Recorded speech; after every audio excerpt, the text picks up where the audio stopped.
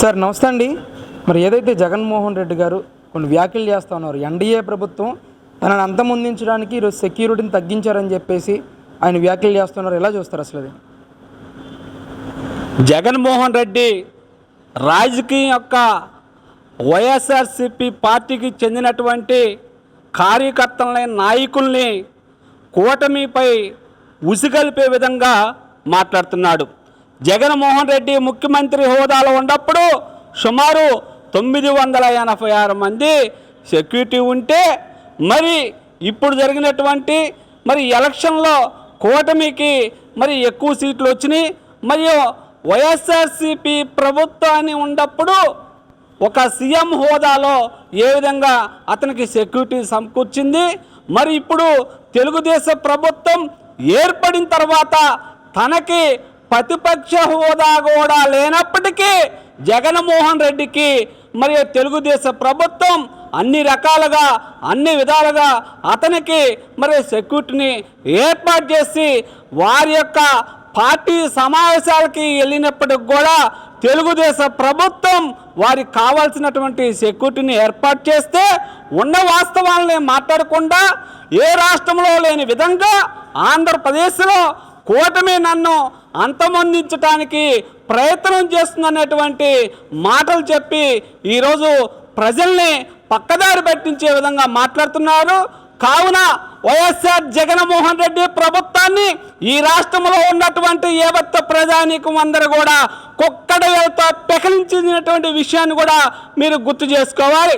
నీకు ఈ రాష్ట్రంలో ప్రతిపక్ష హోదా లేనప్పటికీ కూడా నారా చంద్రబాబు నాయుడు గారు నీకు ప్రతిపక్ష హోదా కల్పించి ఎటువంటి ఆటంకం ఏర్పడకుండా మీ యొక్క సమావేశాలు ఏర్పాటు చేసుకోవటానికి అన్ని సదుపాయాల అవకాశాలు కల్పిస్తే నువ్వు ఈరోజు ఈ విధంగా కూటమి నన్ను అంతమొంచడానికి ప్రయత్నం చేస్తుందంటే ప్రజలు నమ్మే పరిస్థితిలో లేరని కూడా తెలుసుకోవాల్సిన బాధ్యత, ఆవశ్యకత ఉంది. నారా చంద్రబాబు నాయుడు గారు భావితరాల భవిష్యత్తుకి అనుగుణంగా ఈ రాష్ట్రంలో ఉన్నటువంటి వివిధ సామాజిక వర్గాల యొక్క స్థితిగతుల్ని అధ్యయనం చేసి సమాజంలో ఆర్థికంగా, రాజకీయంగా, సామాజికంగా తగినటువంటి గుర్తింపు ఉండాలని పరిపాలన చేసేటువంటి ప్రభుత్వం, పార్టీ ఏదైనా ఉందంటే అది తెలుగుదేశం పార్టీ, తెలుగుదేశం ప్రభుత్వం అనేటువంటి విషయాన్ని అన్నింటిని కూడా తెలుసుకోవాల్సిన బాధ్యత, ఆవశ్యకత నీకుందని కూడా ఈ సభాముఖంగా తెలియజేస్తున్నాం. అంటే ముఖ్యంగా గతంలో ఢిల్లీలో ఆయన ధర్నా చేసినప్పుడు కూడా నేషనల్ మీడియాతో మాట్లాడుతూ నన్ను చంపడానికి కూడా వెనకాడరు అనే కామెంట్స్ చేయడం కానీ, ఈరోజు ఎన్డీఏ ప్రభుత్వం సెక్యూరిటీని తగ్గించింది, నన్ను అంతమొందించడానికి అని చెప్పేసి కామెంట్ చేయడం కానీ, పదే పదే నన్ను చంపుతారని ఎందుకు జగన్మోహన్ రెడ్డి గారు చెప్తున్నారంటారు? అసలు ఆంతర్యం ఏంటి? ఈ రాష్ట్రంలో జగన్మోహన్ రెడ్డి గారు పరిపాలనలో ఉన్నప్పుడు ప్రజలను ఏ విధంగా పక్కదారి పట్టించి సంక్షేమం, అభివృద్ధి ఏ విధంగా కుంటుపడిందో, అదేవిధంగా సామాన్య ప్రజల్ని ఏ విధంగా హత్యలు కానీ, దాడులు కానీ, దుర్మార్గాలు కానీ, తప్పుడు కేసులు కానీ అనేక విధంగా వైఎస్ఆర్సిపి ప్రభుత్వం ఆ రోజు జరిగింది.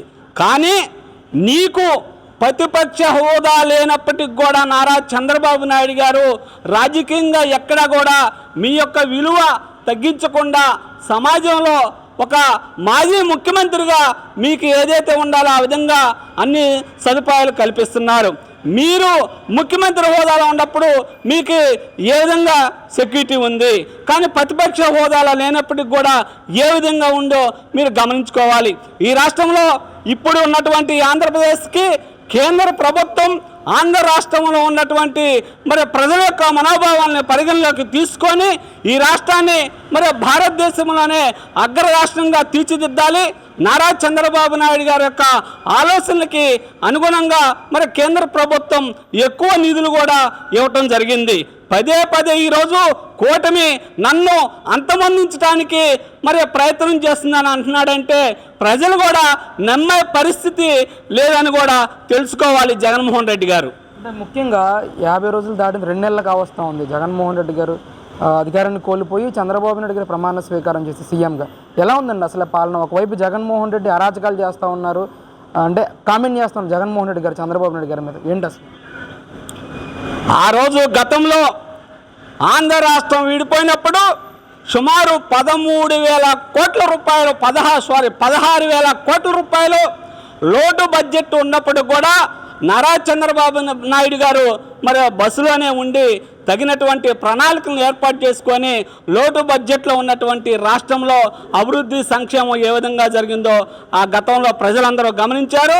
మీరున్నటువంటి ఈ 5 సంవత్సరాల్లో అభివృద్ధి సంక్షేమం ఏ విధంగా కుంటుపడిన విషయం తెలుసుకొని జగన్మోహన్ రెడ్డిని కుక్కుడి వేలతో పెకిలించారు. ఇప్పుడు తెలుగుదేశం ప్రభుత్వం ఏర్పడిన తర్వాత జగన్మోహన్ రెడ్డి గారి యొక్క ప్రభుత్వంలో మరియు పరిపాలన ఏ విధంగా జరిగింది, మరి ఎక్కడెక్కడ అవినీతి జరిగింది అనేటువంటి ప్రతి డిపార్ట్మెంట్ పరంగా ఐఏఎస్ ఐపీఎస్ అందరిని కూడా మరి ఒక రివ్యూ సమావేశాలు ఏర్పాటు చేసి గతంలో వైఎస్ఆర్సీపీ ప్రభుత్వంలో ఏ విధంగా అవినీతి జరిగింది, ఎట్లా ఏందో మంచి కూడా ఒక రివ్యూ చేసుకొని భావితరాల భవిష్యత్తుకి అనుగుణంగా ఆయా డిపార్ట్మెంట్ల పరంగా అభివృద్ధి సంక్షేమం ఏ విధంగా మనం ప్రజల్లోకి తీసుకెళ్లాలనేటువంటి ఒక ప్రణాళికని మరి రూపొందించుకొని తద్వారా అన్ని పథకాలు కూడా మరి ఆ రోజు నారా చంద్రబాబు నాయుడు గారు ప్రతిపక్షం ఉన్నప్పుడు ఏవైతే బాబు షూరిటీ భవిష్యత్తు గ్యారెంటీ అనేటువంటి పథకాలను ఏర్పాటు చేశారో వాటన్నిటిని కూడా 1 by 1 ఒక్కొక్కటి అమలు చేయడానికి మరి ప్రయత్నం చేస్తున్నారు. అందులో భాగంగా మొట్టమొదటిసారిగా రేపు ఆగస్టు 15 స్వాతంత్ర దినోత్సవం రోజు అన్నా క్యాంటీన్ కానీ మరి అదేవిధంగా అనేకమైనటువంటి సంక్షేమ పథకాలు కూడా ఆ రోజు రిలీజ్ చేయడం జరిగింది. మరి ప్రతిపక్ష హోదాలో ఉన్నప్పుడు అధికారంలోకి రాగానే మరి పింఛన్ కార్యక్రమం కానీ అన్నిటి కూడా అమలు చేయటం జరిగింది. కావున అన్న మాట ప్రకారం క్రమం తప్పకుండా అభివృద్ధి సంక్షేమే మరి ధ్యేయంగా పనిచేసిన వ్యక్తి నారా చంద్రబాబు నాయుడు గారు అనేటువంటి విషయాలన్నింటినీ కూడా మనం తెలుసుకునే బాధ్యత ఉంది. ఎందుకంటే ఈ రాష్ట్రంలో జగన్మోహన్ రెడ్డి గారు మరి ఎన్ని అప్పులు చేశాడు, ఏ విధంగా రాష్ట్రాన్ని పరిపాలన చేశాడు అనే విషయాలన్నింటిని కూడా మనం గమనించాం.